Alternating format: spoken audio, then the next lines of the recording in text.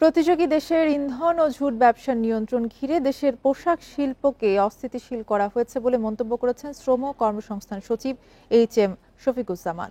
দুপুরে টঙ্গীর শিল্প সম্পর্ক শিক্ষায়তনে আয়োজিত শ্রমিক অসন্তোষ ও শ্রম পরিস্থিতি পর্যবেক্ষণ নিয়ে সংবাদ সম্মেলনে এই কথা বলেন তিনি। শ্রম সচিব আরও বলেন, শিল্প মালিকদের ব্যাংক অ্যাকাউন্ট ফ্রিজ করা হয়নি।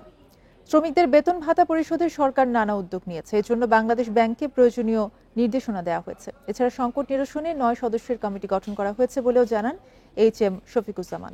এ সময় শিল্প মালিকদের পক্ষ থেকে সংকট নিরসনে টাস্ক ফোর্স গঠনের দাবি জানানো হয়।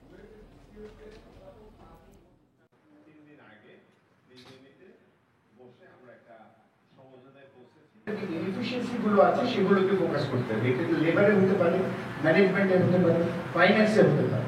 তো আমি বিশ্বাস করি যে টাস্ক ফোর্স আমরা গঠনের কথা বলছি, এই টাস্ক ফোর্স এখানে আরো বেশি ফোকাস করবে।